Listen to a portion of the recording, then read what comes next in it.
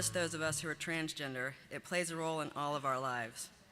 There are prescribed notions of what we should be based on the gender assigned to us at birth. I asked Nick and Taylor to be on this panel because they are my allies, and this conversation here today began at Odyssey Clayworks in Asheville, North Carolina. It is this conversation that we will share with you today, and these are our stories.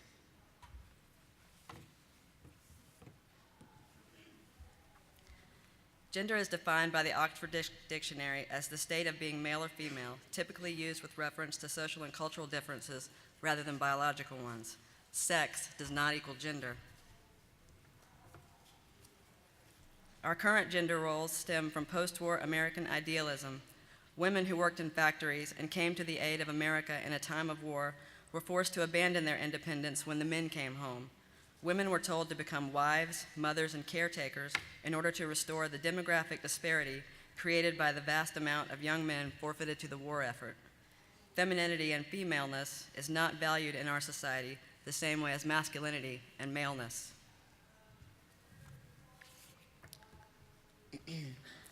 To alter from these narrowly defined roles was an affront to the very meaning of the nuclear family.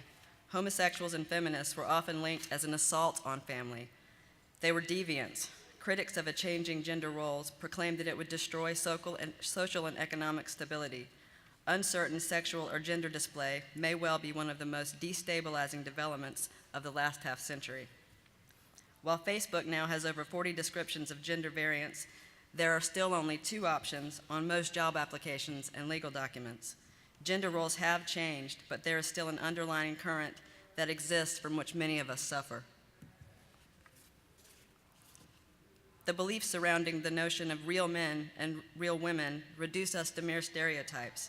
Advertisements, social media, religious doctrines define the narrow vision of gender norms to this day.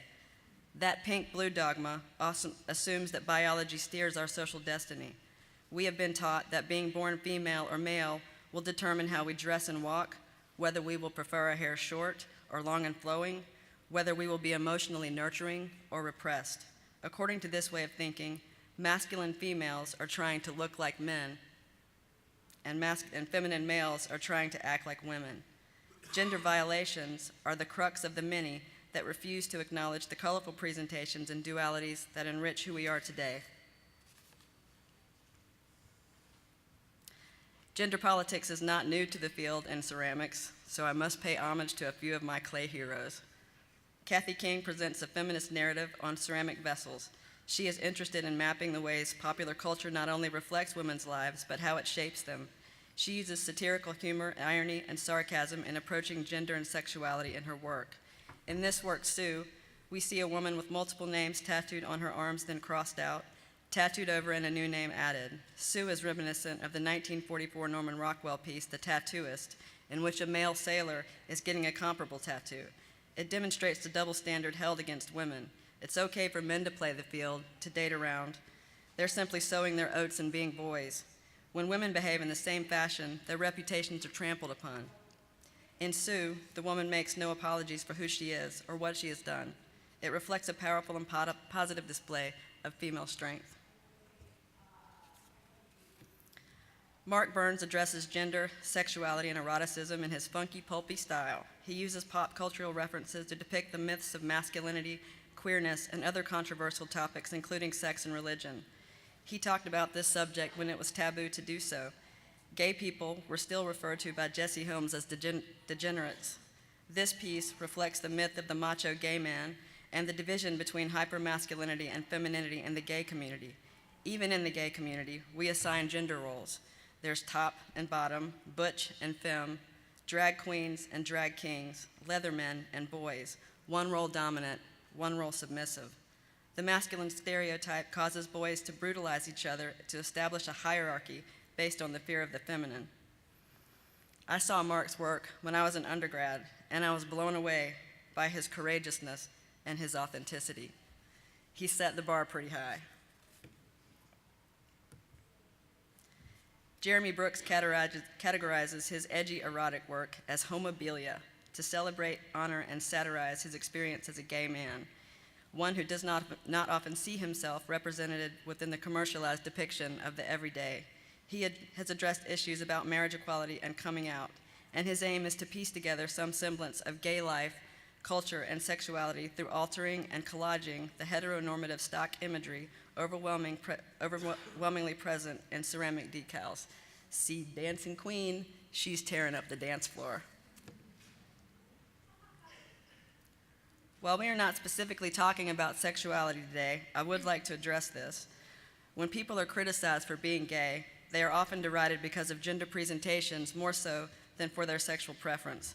Homosexual men are criticized and called effeminate, girly, queens, other names not associated with all things masculine, as if to say the worst thing that any man can be called is a woman. The same is true for a woman presumed to be lesbian. She's called dyke, diesel, butch, other names associated with masculinity. Both are ridiculed more for gender presentation than for any other reason. They're attacked for the way they look, not for who they love.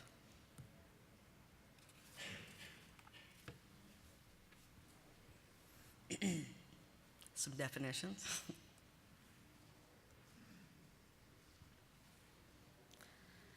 On June 12, 2016, Omar Mateen killed 49 people and wounded 53 others in a hate crime attack in Pulse, a gay nightclub in Orlando, Florida. I made 49 beer bottles for this installation, each representing a life lost. I chose to make beer bottles because for me, it signified the gay bar. The gay bars are a place where many of us found refuge and acceptance. We found our chosen families in a place where we were free to express who we are without the threat of violence or aggression. The attack on Pulse was an attack on that space. It was an attack on our place of acceptance and freedom. I made this piece, one bottle at a time, cast in clay, a fragile material that represents the fragility of life. Yet it is also a material that will last thousands of years, demonstrating our powerful will to survive and overcome this tragedy. We will overcome it, and we will definitely remember.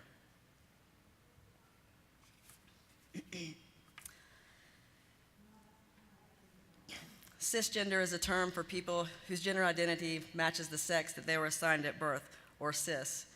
Transgender, in addition to including those people whose gender identity is the opposite of their assigned sex, trans men and trans women, it may include people who are not exclusively masculine or feminine. It's also used as an umbrella term to include non-binary people.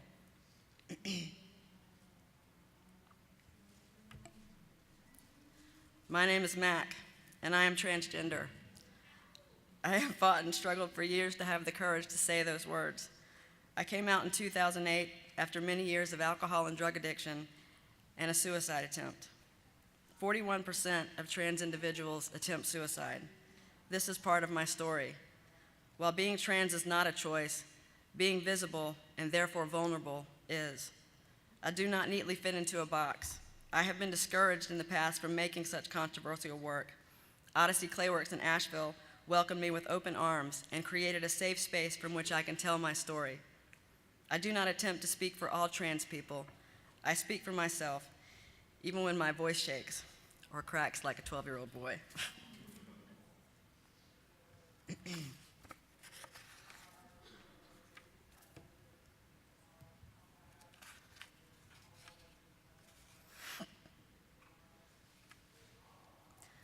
I medically transitioned in December 2015, shortly after moving to Asheville. Top surgery is the chest reconstruction surgery adopted by some in the trans community to change bodies to better represent the gender they most identify with. It was an out-of-pocket expense not covered by most insurance policies.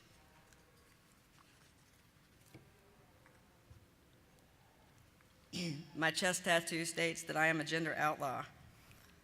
This piece represents the beginning of this transition, and it will take some time to correct my posture after years of binding with ace bandages and duct tape, slumping my shoulders to hide my body.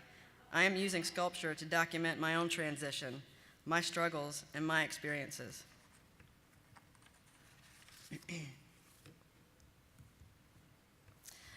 Oh, the bathroom laws. Gender presentation in the LGBT community are under attack in what is already a strikingly different nation under the presidency of number 45.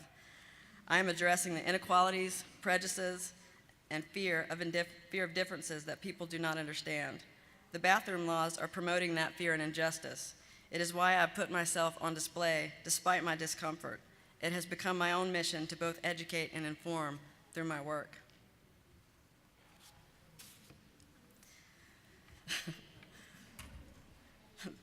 These bills sweeping the nation promote discrimination against gay, bisexual, transgender, genderqueer, and intersex people. It catapults transgender people into the spotlight and forces our very private lives into a public dialogue. This piece, a satirical piece about the absurdity of House Bill 2 in North Carolina, places me in the center of that debate. It makes fun of assumptions that many people assume about transgender bodies, about the obsession with our genitalia. Note my birth certificate on the bathroom floor.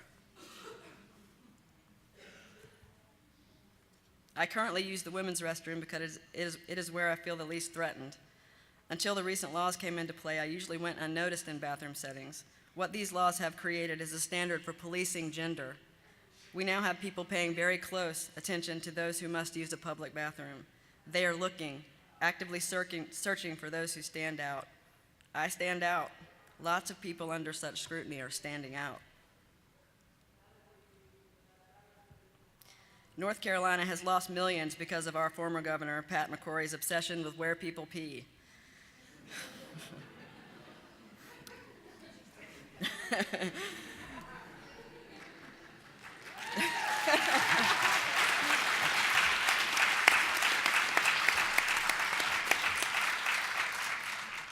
Thanks. Concerts were canceled and tourism has suffered. Even with the election of our new governor, House Bill 2 remains in place. Policing gender is not a new trend. Since the 1950s, when women could be arrested for not wearing at least 3 pieces of women's clothing, people have been forced into narrow gender constrictions with little room for deviation. Those of us who are masculine females or feminine males are constantly criticized. We need to call these laws what they are, a license to discriminate. Project Canary, Real-Life Repercussions of Politics, is a concept created by the socially engaged craft collective. Nicole Gugliotti and Lauren Carl invited me to participate. On their website, on the meaning behind the name, Justice Sonia Sotomayor wrote at length and in the starkest, most personal terms about what it means to be policed in America when you are black or brown. She said, "We must not pretend that the countless people who are routinely targeted by police are isolated. They are the canaries in the coal mine whose deaths, civil and literal, warn us that no one can breathe in this atmosphere. They are the ones who recognize that unlawful police stops corrode all our civil liberties and threaten all our lives. Until their voices matter too, our justice system will continue to be anything but." In this project, we are applying Justice Sotomayor's metaphor of the canary in a coal mine to also include gender, immigration status, reproductive justice, and other human injustices in addition to racial inequity. The goal is to empower those whose voice is often unheard, making politics real. Art objects were made and dropped in public places for people to find them. These objects were marked with a number and a tag that directed the finder to the website, www.projectcanary.org, where they could enter the number and read the story that inspired the art. I made the gender-neutral figures into magnets, pins, and keychains, and me and my partner dropped them in bathrooms, rest stops, and gas stations across the country from North Carolina to California, and back again, in response to the bathroom bills. You may have seen some of those around this conference. Transaction figures. Some clarification. FTM means female to male. MTF means male to female. F to X is what I am, and it's kind of somewhere in the middle. MX is the gender-neutral term for Mr. or Miss, and it is pronounced mix. So you may call me Mix Mac.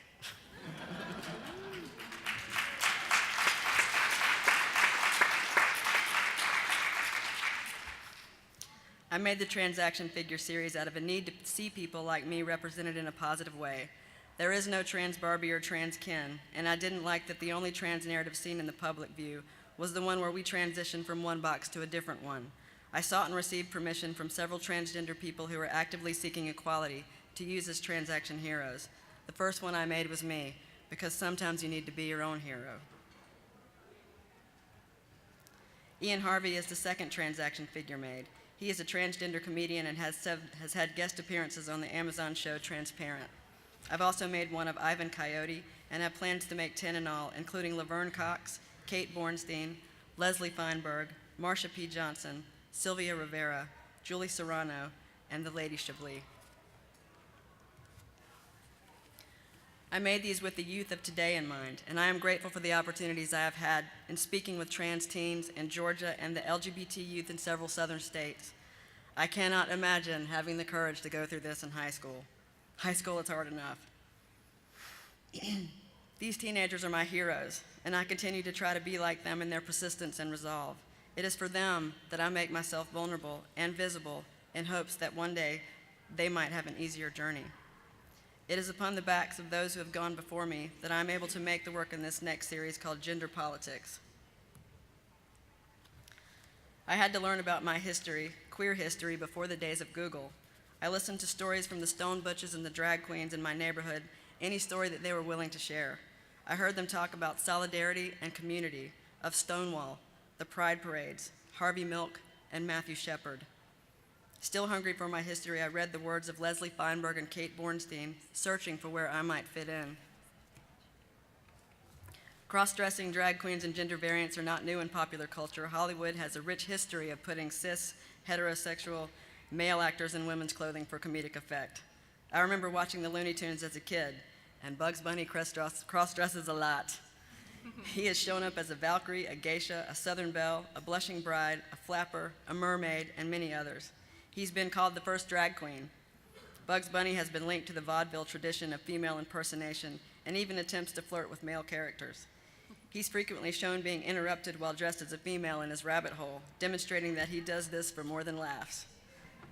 This particular piece is based on my favorite Bugs Bunny cartoon, What's Opera Doc?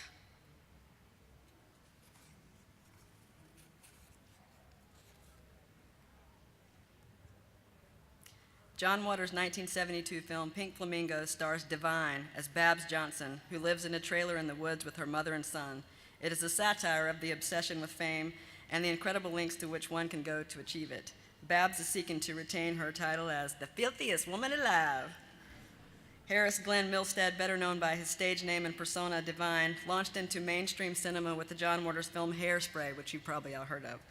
He was described by People magazine as the drag queen of the century and is still a cult figure in the LGBT community today. It's Pat is an androgynous fictional character from Saturday Night Live played by Julia Sweeney. The central focus of all the skits is the inability of others to determine Pat's gender. Is it short for Patrick or Patricia? When asked what Pat is short for, the character replies, Pat is short for Pat. Pat remains oblivious and endlessly frustrates any who subtly question the character's gender. The Rocky Horror Picture Show is a 1975 cult classic and a parody tribute to science fiction and horror B-movies. Frankenfurter is a mad scientist who is an alien transvestite who creates a living muscle man in his laboratory. Rocky Horror dares to unlock and expose the racy underbelly of a repressed America.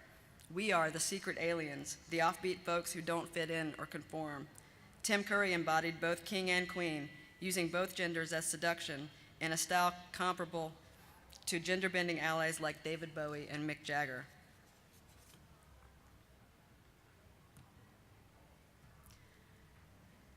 This last piece I'm going to show you, it's called What's in a Name, and it's about the complicated relationship that trans people have with our former names. It's about dead naming, a term used in the trans community for calling a trans person by their assigned name at birth. Our former names come back to haunt us and are often used as weapons against us. It's about the anxiety caused every time we are asked to show our IDs. This piece reflects the mountain of paperwork it takes to legally change a name.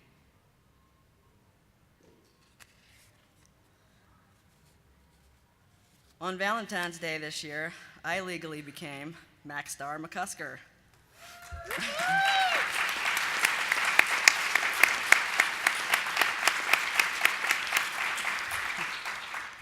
You guys are awesome. Still, now I must change 42 years of history. Not only my driver's license and birth certificate, but bank accounts, credit cards, my college degrees, emails, magazine subscriptions, PayPal, Square, Amazon, eBay, anywhere I've shopped. It's a really long list. I personally chose not to change my gender marker. Instead, I challenged the expectations of what being female encompasses. This is a picture of me after 1 full year of hormone therapy and 15 months after surgery. Sometimes this journey makes me feel incredibly alone. The Gay and Lesbian Alliance Against Defamation reported that only 16% of Americans know someone who is transgender, leaving 84% to learn about transgender people through the media alone. If you are one of those 16%, hello, it's nice to meet you. March 31st is National Transgender Day of Visibility, and on that day, I hope you will think about me and think about the number of trans people being murdered, especially trans women of color, dying because of their gender expression.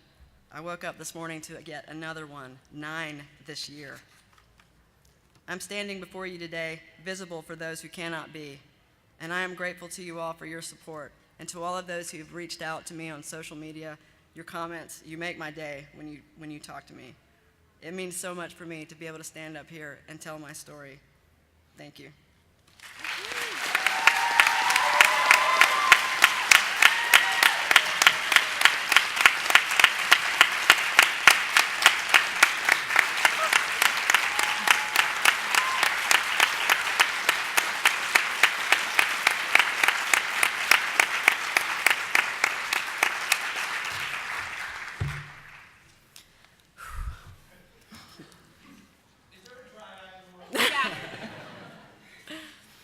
Okay, now I want to introduce Taylor Robenalt, who is my friend and ally in this fight.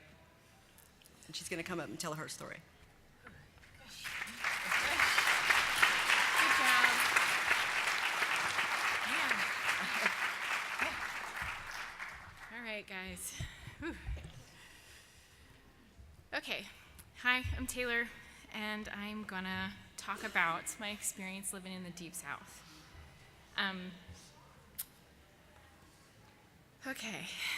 This piece is called Contrasting Swan. It is a reflection on contrasting emotions I had about a job I held in the Deep South. I've always lived in places considered Southern, but they're either liberal or metropolitan. I frequently heard comments about my lack of a wedding band, was questioned why I wasn't married yet, and how could I move around without a man to protect me. Often my biological clock was brought up too. There was judgments about my role as a woman in the workforce, and in this piece I use symbolism to relate my feelings regarding gender, career, and my choice as a woman. When I arrived at my new job, I heard remarks about being a stern woman and my decision-making, and how even though that was admirable, it was kind of uncommon. My ability to take charge, organize, plan, and to follow a schedule was met with resistance, and I often got labeled as cold, like the face on this sculpture. I heard of how women looked a little less grumpy if they would just put on some makeup, maybe like red lipstick. I make art to create a dialogue about my personal life with symbolic and metaphorical meaning. During the time I made this piece, I was often a soundboard for the people I worked with. As a woman, I was expected to be chatty, always ready for conversation, and I was taught to be a good listener even if I didn't want to. It was my duty as a responsible woman in society. The conversation was only one way, one participant, and in this sculpture, the she has birds in place of ears. This is how I felt regularly. The 2 swans above the lady's head are a common theme in my work. The white swan symbolizes grace, loyalty, and love. The black represents unpredictability and unforeseen paths. I use the black and white scheme to present the constant struggle between grace, beauty, and also the show of pride and ego. Ever since I was a little girl, the 2-headed swans in the shape of a heart captured my imagination about love. According to traditional values, women are expected to be married and planning for a family by a certain age. Where I worked, often the people I worked with were 10 or even 15 years younger than me, and they were engaged and married. Planning a wedding was the biggest and most important event in their lives. The other side of this piece, the hand is holding a beautiful, shiny object because all women desire such a thing. I did not have a ring on my finger. I chose this path. Many women talked about the biggest day of their life, the rink signifying the women's greatest accomplishment. It was as if my education, travel, and personal exploration was nothing in comparison. These conversations made me think about other animals, metaphors that represent fertility and motherhood. The bunny is an icon of reproduction, and it is not uncommon for women around my age to plan for a weaning dependent on a male provider. I use the bear imagery to project the strength it takes to be a mother. I respect women who know what they want from life, if it is to be a stay-at-home mom or a working mom, as long as that's what they want to do and not what they feel like they must do. The flower and the bird denote the forever shifting natural cycles and how it's always changing and being reborn. The next slide is called She Is Not Me. It is a piece that is about how some women fit more comfortably into societal norms than myself. Old-fashioned gender roles for women have been to become wives, mothers, caretakers of the home. As a woman in the workforce, it's difficult to strike a balance between being respected and being liked. Working in a small, conservative southern town, I found it hard to be heard. The saying that was often used at work is, "You can't teach an old dog a new trick," and that was very true of this place. I was working with men who had had their jobs for decades, and they were not interested in change. "If it ain't broken, why fix it?" was another phrase I heard frequently. The idea of change was hard enough, but change dictated by a younger woman was insurmountable. She Is Not Me depicts a playful girl with pigtails and her tongue sticking out. I wanted to be happy and playful in this environment, but I can never let that be seen. To be taken seriously, I had to be serious, which is represented by the sharp-toothed bird. I felt like a bird too, constantly repeating myself to get my point across. Getting along with the good old boys in the Deep South was a challenge, and it made me painfully aware of my gender. The Hand That Holds Me Down is another piece reflecting the idea of being a woman in the workforce in the South. Again, as you see, a fun, rosy-cheeked girl gazing into the future, the antlers connected to her indicate the desire to unite. It didn't take me long at my job to feel the repercussions of a system set in place by men for men. The hand on the side of the girl's face is beginning to press into it, asking her to conform. Why couldn't I just adapt? Instead, I was told to relax, take a chill pill. Things were going to work out fine. No need to be so uptight and stuffy. I finally started seeing the underlying issue. I was trying really hard to make the men I worked with like me. I wanted them to be a team. Instead of taking a chill pill, I changed my strategy. I started becoming more rigid at work, making my intentions clear so everyone was on the same page. At home, I would unwind, shed my work skin for my personal skin. That's when the two-headed snake began to appear in my work. This traditionally represents magical powers, but I have attached a personal metaphor to it, my two sides of life.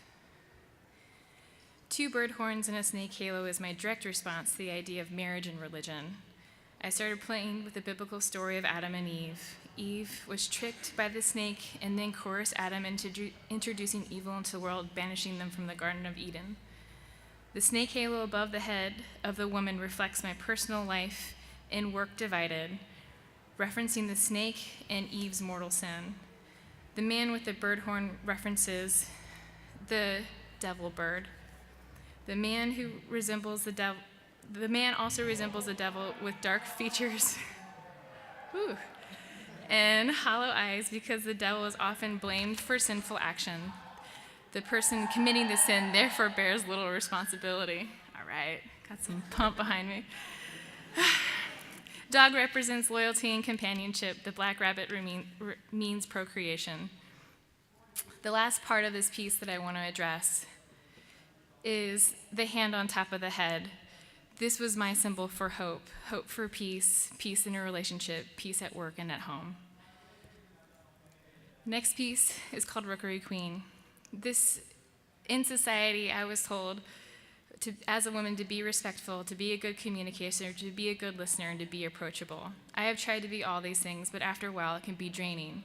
I mentioned earlier that I was a soundboard for others, and this piece represents how she's hearing information and opinions and ideas constantly. She's being talked at. She's slightly sad and slightly disgusted, surrendering to the submission of this role. If I avoided these if I avoided interactions, I got labeled as cold and bitchy. Getting yapped at conjured up childhood memories of kayaking around canals in Florida where small islands had become rookeries. A rookery is a nesting ground for birds and can inhabit 100 at a time. When I was younger, I would kayak past these rookeries and I couldn't hear myself think. It was too loud. All I could hear was the birds. Bling Bunny was created out of some serious frustration. Even though my work seems light and playful, there is underlying content. This piece is about the relentless double standard, the idea that women are promiscuous while men are just having fun and sowing their oats. The Bling Bunny is my commentary. The bunny is on a little patch of fertile ground with a golden penis, not quite visible at first glance. Just like the double standard, it is there even when you can't see it. I get a lot of imagery from the internet. I use it as a reference for ideas and things I haven't made yet. The image of the golden penis I saw it a while ago, and I knew it was going to come up in my work somewhere. I want you all to type in golden penis and see what comes up. It's pretty funny. Bare Thoughts is a piece I made during my summer residency at Odyssey Claywork. This was a fun, playful piece. At this point, I had been living in North Carolina for about a month, and every day I looked forward to watching the visiting animals in the backyard. My favorite was a mother bear and her 2 cubs. The cubs would come and play, kind of ate the lawn art. Watching this family, I began to entertain the possibility of one for my own one day. The work I made that summer focuses on abundance and the feeling of anything is possible. I view this work as a metaphor for life transforming itself, constantly bringing forth new chapters in unforeseen existence. I made a decision after living in a small conservative town in the Deep South that I just couldn't take it anymore. My summer at Odyssey had laid the groundwork for a new chapter in my life, finding happiness. I received a long-term resident position at Odyssey and quickly packed up my life and moved to Asheville. It was here that I was able to decompress and take time to evaluate my life, my actions, and my personal defects. This piece lays out what happened to me in the Deep South, the events that took place that caused me to be on the defense instead of remaining graceful.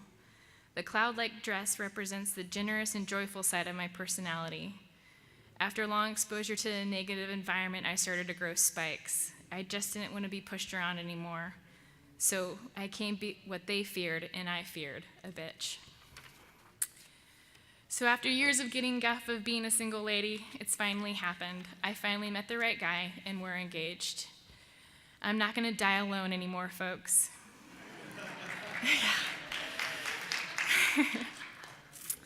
I naively thought the judgment would stop there. I didn't know the appropriate course of being engaged or planning for a wedding. My fiance and I have decided not to have a wedding, instead invest in a home together, and this literally rocks people's worlds. It's been funny to see how some of the women's faces when they hear that I don't want to have a big dream wedding. Why not? It is so important. I just have never thought of a wedding as being a big important day in my life. Getting married was never a goal of mine. It was just something that I thought would be nice. This piece is about society's ideals and what I should be excited about. Even when you finally get a ring on your finger, there is still a wall of judgment. I am the horned creature on one side and my partner represented by the dog on the other, and in between us is a wall around the ring. That is society's expectation on us. I'm happy to say we're planning to do exactly what we want. Yeah. Well, I feel after talking about all of this, the moral of my life story is to learn how to let go. This piece addresses the last stage in the battle with any issue, the process of letting go of the outcome. The hand still holds onto a chain that is linked to nothing. Finding yourself and growing is hard and full of awkward moments. I used to hold on to everything with every ounce of energy I had. It is all destined to change. I am destined to change. And the only way I found to go through that gracefully is to let go of that outcome. I want to thank Odyssey Clayworks for providing me with a space to be able to talk about these issues in my life and helping Mac, Nick, and I come together to create this talk for you all at NCECA. It's been an honor and privilege.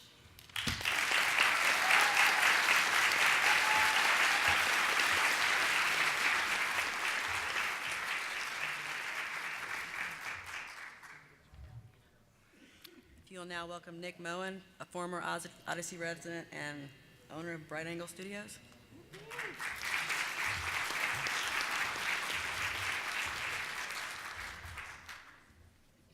Thanks, Mac. Glad to be here.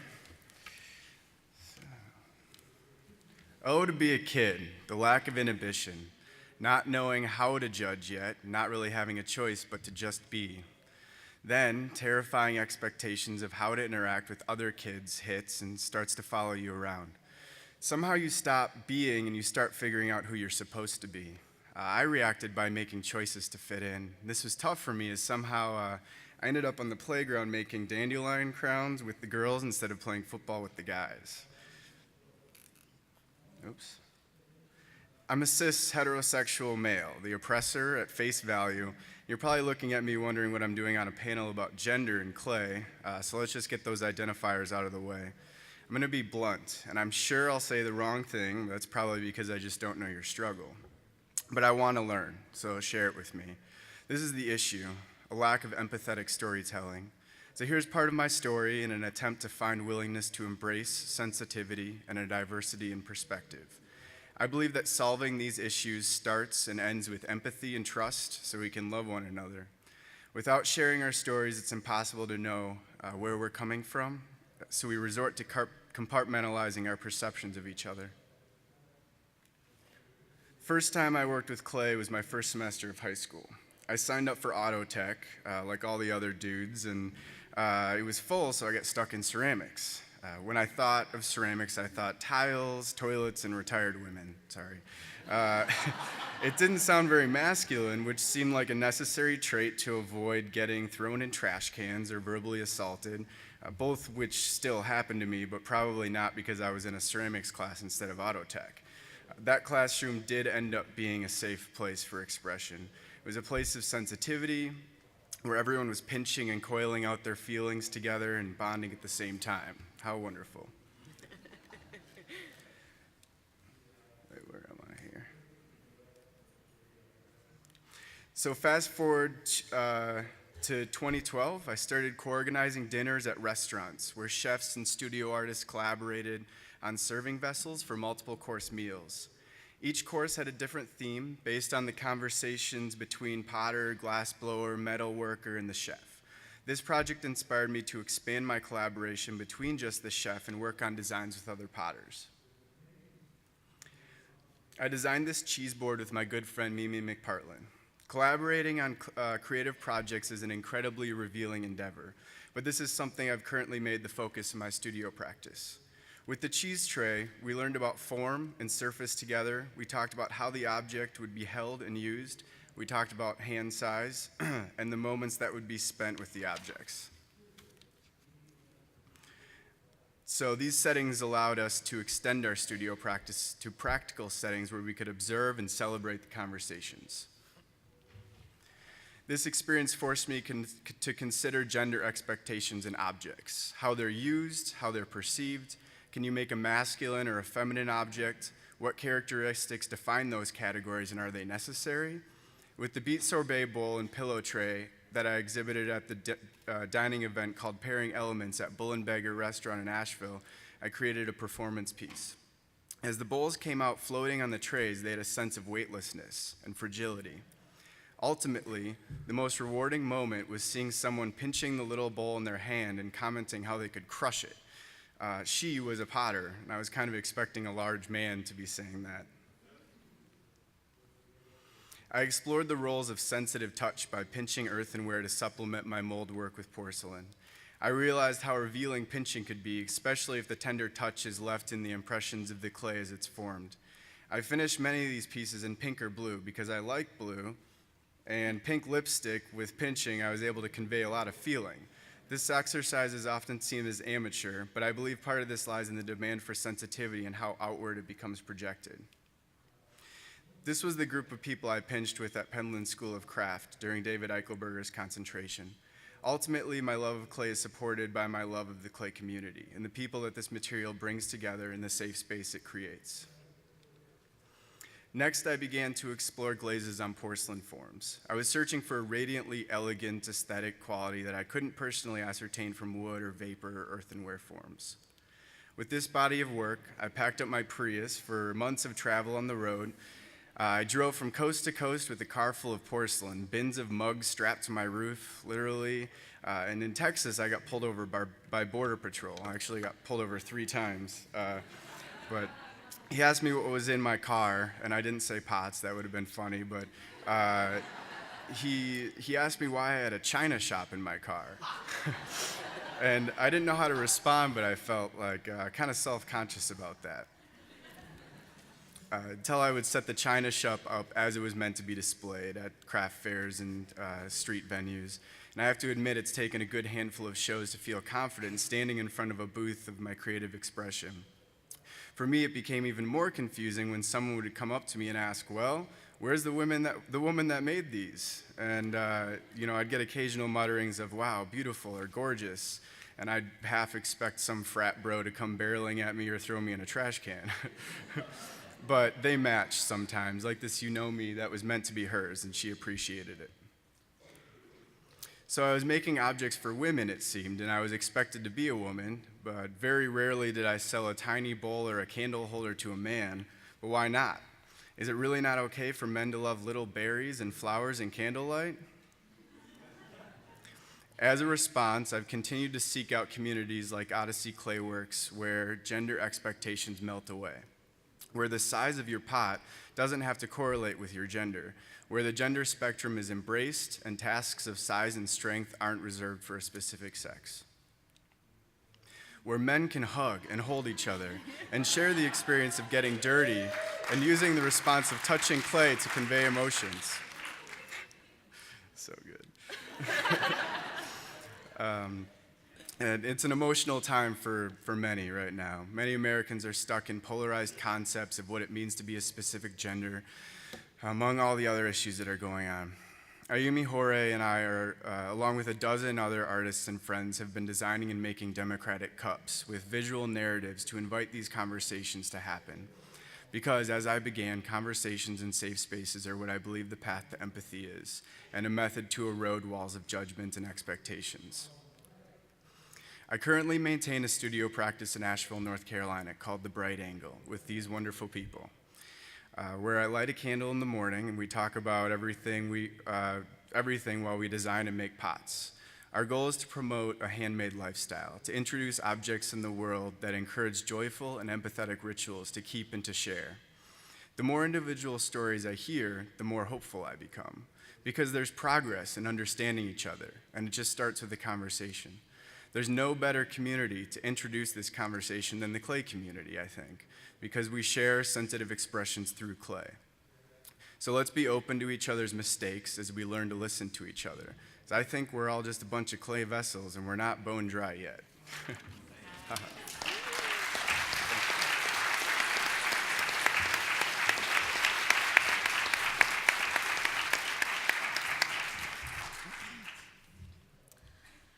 On a 2014 episode of her talk show, Katie Couric came under fire for asking inappropriate questions to Carmen Carrera, a transgender model. Laverne Cox stated that such questions objectifies trans people and obscures the often harsh reality of our daily lives. Now, this was a pre-taped episode, and Katie Couric could have deleted this entire scene, but she decided to use herself as an example and turned that situation into a teachable moment. Couric reached out to Laverne Cox and said, "I think I made a mistake, and I wanted people to know that I recognized that I'd made a mistake." These two women worked past an uncomfortable moment together instead of leaving it alone. Cox told Couric, "It's only a mistake if you make it more than once." In her documentary, Gender Revolution, a National Geographic documentary on transgender and intersex issues, Couric has learned to create educational opportunities out of challenging moments. If we are to have continued dialogues about gender, there needs to be room for mistakes. If you are uncomfortable, ask yourself why that is. Conversation can only happen if people are willing to make themselves vulnerable. It is through these conversations that we learn about each other. I am incredibly grateful to Nick Moen and Taylor Robenalt for allowing themselves to be vulnerable and for beginning this gendered conversation. I hope that you will continue to keep it going. Thank you.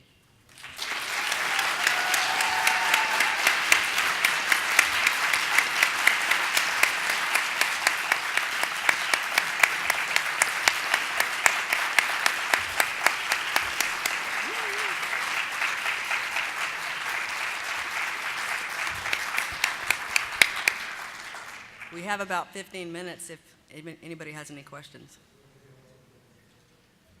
I mean, we just shared a lot, so if you guys have stuff to share, Do that too. there's not that many people here, it's fine. We'll go around the room.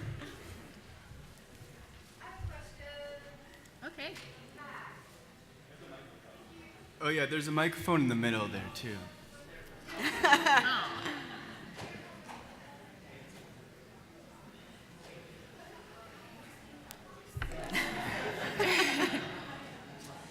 If you're comfortable with it, Mac, could you say a little bit more about M2X? What's the X? Oh, F to X? F2X. From my understanding of it, I looked it up, trying to kind of find a term that described me because I don't identify as a trans man. I don't call myself female to male. And the general word for it is non-binary, meaning I don't embrace female or male. I'm kind of either or both. So F to X sort of seemed to describe that within the F to M, M to F community. And gender pronouns also don't really bother me. I kind of answer to anything except it. Some of my friends refer to me as he and she in the same sentence, and I just find it laughable.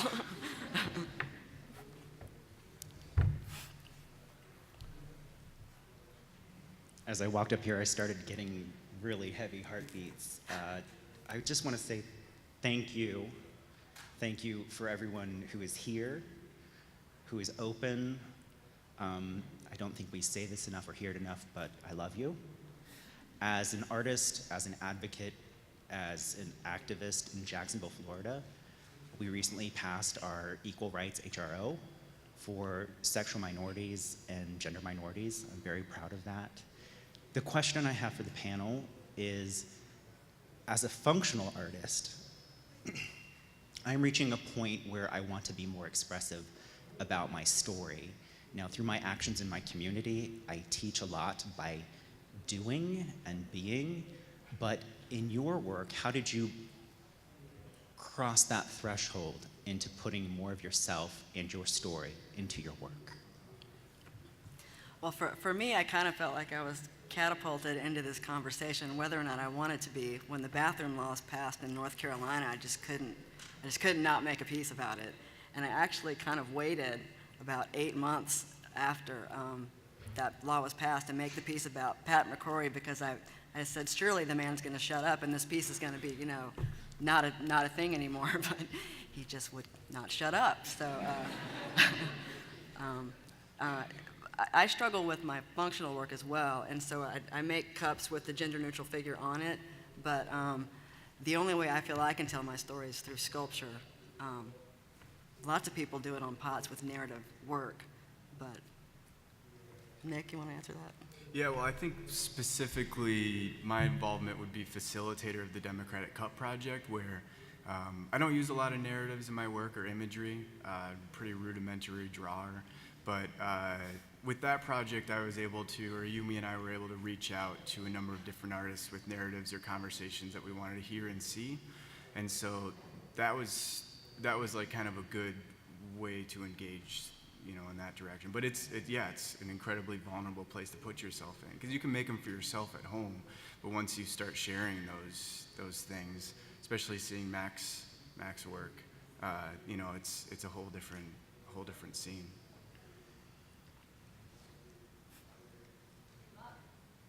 Thank you. Thank you. Okay. I have a comment and a question. First off, hi, I'm Arthur Halverson, everyone. Hello. I'm a gay man. I'm a very proud gay man. And for you guys, I feel as though there's a lot of sort of thick air in the room. I'm just as confused as all of you. Okay, we're all on the same page. Seriously, no, for real. My question is, and Mac, I know last night we were talking at the bar, and the questions that come out, I don't mean them to be offensive at all, point blank, first. Your partner, is he or she transgender, or what does that make them? I understand that this is gender and sexuality, and that's two different things, but what does that make that person then? Do you understand? I do, I do. And Sonnet is here today.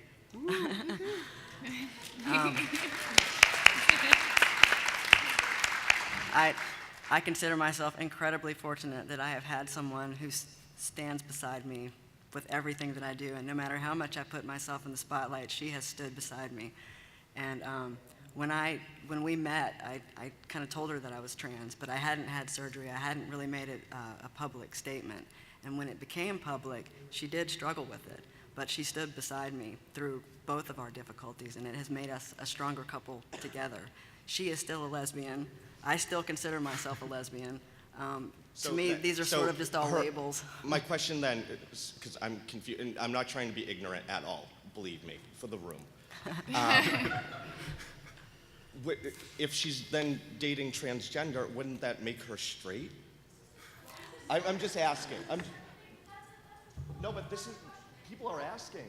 People want to know. No, it's fine. It's fine. Question. It's fine. just a question. I'm not being offensive. I'm sorry. I don't mean to be. Excuse me. Thank you. For the record, I'm not a trans man, so I don't consider myself a male. I think that's really up to the individual person to decide what they want to call themselves and what they identify with, and it is a private issue of what they want to call themselves. But for me, I'm still a lesbian, I'm still a female, and I have an amazing partner, and we're just sort of us.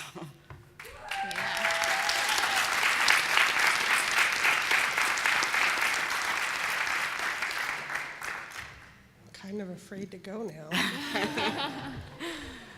I don't have a question. I just would like to express my appreciation. I am a Southern transplant to Idaho, not nearly as conservative or as progressive as Oregon or anywhere, and and I am also the mother of a transgender daughter. So I'd like to express my appreciation to each of you for the work that you've done. Mac, for your transgender heroes, action figures, and for your take on Southernness, and then for your take on gender roles. That's my family all rolled up into one. So I really appreciate that, and I'm very excited to get home and share with my daughter, and then I'm also a middle school teacher, and share with my students some of the things that I've learned here. So thank you. Thank you.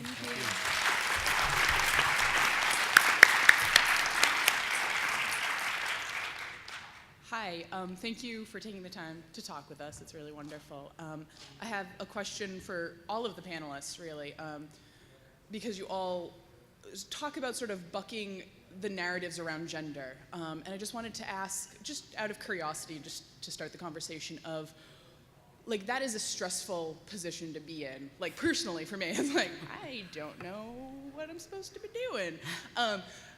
How do you deal with the stress, I guess, sort of like in a philosophical way, but also on like a daily way of having to, like, not really having a roadmap, so to say, like, really? And that's my question. Just tell me your whole life story. And then I think you go with what you feel is comfortable. So if somebody puts you in an uncomfortable place, I think you should acknowledge that. And then I think finding something that helps you de-stress is really important in life. I work out. That like really helps me like calm down from stuff. Definitely, because I can get really upset, you know? And like, I don't want to blow up in a situation, and so I think giving myself some time and then coming back and addressing the issue has been really helpful for me. Well, I'm somebody that people get upset at because I just don't understand a lot of the time. I mean, you kind of saw my story, but I think with Mac, like even things with he, she pronouns and that kind of stuff, I have no clue sometimes. And so I frequently make mistakes, like kind of the question that happened earlier.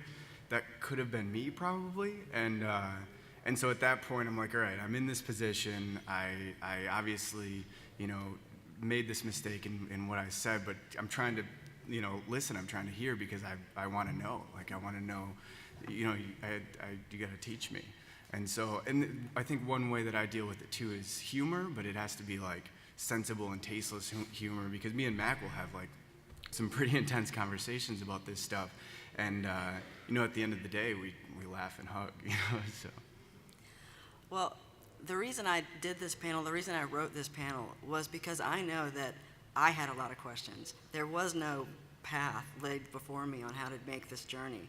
And so I know that if I had the questions I had, so many more people had these questions too. And so I just sort of put myself up here to allow those questions to be asked.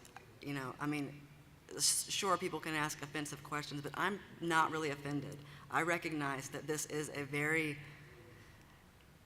odd place to be in. I mean, this conversation is not happening, which is why we need to have it. And so I'm just sort of putting myself out there because there's so many people who are trans who cannot be in the public eye. Their lives are in danger if they put themselves in this position. I am in a space in Asheville where I consider myself pretty safe, and I try not to put myself in unsafe situations.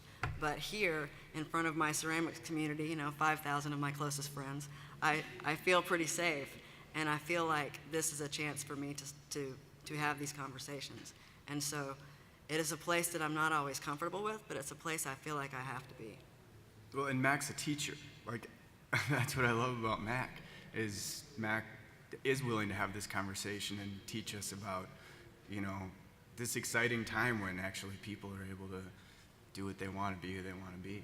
And I embrace it. I gotta say, kids are awesome because kids ask me constantly if I'm a boy or a girl. And I'll say, well, what do you think? And they'll go, girl or boy or whatever, and I go, okay. And they'll go, you're not gonna tell me, are you? I'm going, no. I think we have a minute left, so maybe one more question. Hi, I have a comment and a question, actually. I'm trying not to trip over my words because this is really scary. My name is GV. I'm a San Francisco Bay Area native, transplanted in Gainesville, Florida for the time being. I'm also a non-binary ceramic artist. First, I just want to say thank you for doing this. It means for each of you for being vulnerable and coming here and telling your story. That's amazing. I also want to say thank you to Matt from the bottom of my heart. Your visibility means so much to me. I've been following your work for a while, and just struggling with being in a community where people don't really understand and I have to do a lot of educating. It's really hard and really stressful, and just the fact that you are doing this and you're reaching out and that you're so open and making yourself vulnerable just does so much for the community. And I have a question for you. So you make these figures and you choose different characters that are in pop media or pop culture. And some of them, I think, could be arguably problematic. Mm-hmm. And so I'm curious, like specifically with Bugs Bunny and drag and with Pat, I think that those characters, the way they're presenting themselves, do give a lot of visibility to like people expressing gender in like an alternative way to the binary of our society. But I think that it could be argued that they're also making fun of it. And so I just want to hear you respond to that and hear your choice, because I think you're reclaiming them in a way that can be really powerful. Yeah, thank you. The point of the whole Gender Politics series was to kind of present how we are represented in popular culture, not to say that it's right or wrong, but this is just what people believe we are. And then the other series I do is to say kind of, well, this is the truth of what we are. There's no easy way to say how we're represented. We're usually represented really, really poorly. And I can't tell you how many books and movies I've seen where the murderer in the story is the transgender person, or they're always the bad one. The crying game, and at the end, we're not represented well at all in the media, and I guess that's sort of my point. I haven't found a positive way that we're represented. Even some of the positive movies that have made some groundwork. They're obsessed with showing transgender women put makeup on and dress in feminine ways, and they are reinforcing the stereotypes that it's something that they have to make up. It is not inherent in who they are. It is a performance that they do, and this is not correct. And so there needs to be more positive role models for people. There aren't any, and I guess that's why I'm trying to be one, if that makes sense. Thank you guys so much for coming.